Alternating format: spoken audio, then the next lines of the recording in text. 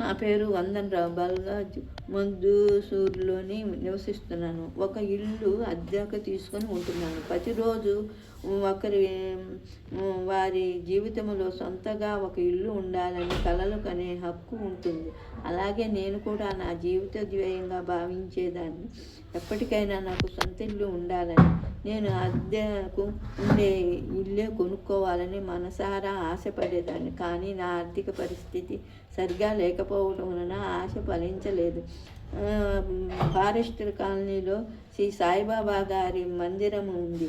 నేను ఆ మందిరానికి తరచూ వెళుతుంటాను. అక్కడ ఒక సాయి భక్తుడు శ్రీ అనిల్ తివారీ గారితో పరిచయం కలిగింది. ఆ మాటల్లోనే ఆయనతో నా ఆర్థిక పరిస్థితి సరిగా లేకపోవటం వల్ల సొంత ఇంటి ఆశ నెరవేరకపోవటం గురించి చెప్పాను. తివారీ గారు షిరిడీ నుంచి తీసుకొచ్చాను. ఈ సాయిబాబా గారి ఒక చిన్న ప్రతిమతో పాటు ఈ దివ్య పూజ పుస్తకము కూడా ఇచ్చి, ఈ పుస్తకంలో ఇచ్చిన ప్రకారము పూజ చేస్తే బాబాగారు మీ కోరిక తప్పక తీరుస్తారని చెప్పారు.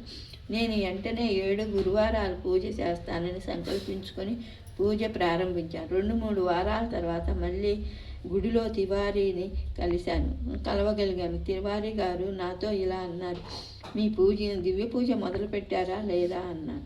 నేను ఆయనతో నిరాశగా ఇలా అన్నాను, దివ్య పూజ ఆరంభించాను, కానీ నాకు ఎందుకో అనిపిస్తుంది నా కోరిక నెరవేరదు.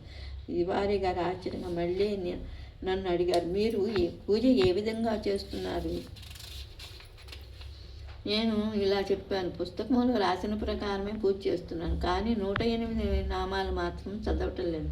వెంటనే తివారీ గారు నాతో వెళ్ళాను. అష్టోత్తర నామావళి చదువుతూ పూల రేకులు కానీ బాబాగారికి వేస్తూ పూజ చేయాలి.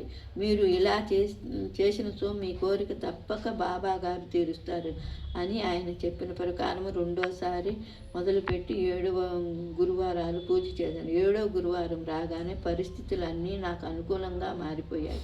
అవసరమైన ధనము కూడింది. ఏ ఇంట్లో అద్దెకుంటున్నానో అదే ఇల్లు నా పేరున 7వ గురువారం రిజిస్టర్ అయింది. ఇదే సాయి దివ్య పూజ యొక్క చమత్కారం. అనంత కోటి బ్రహ్మాండ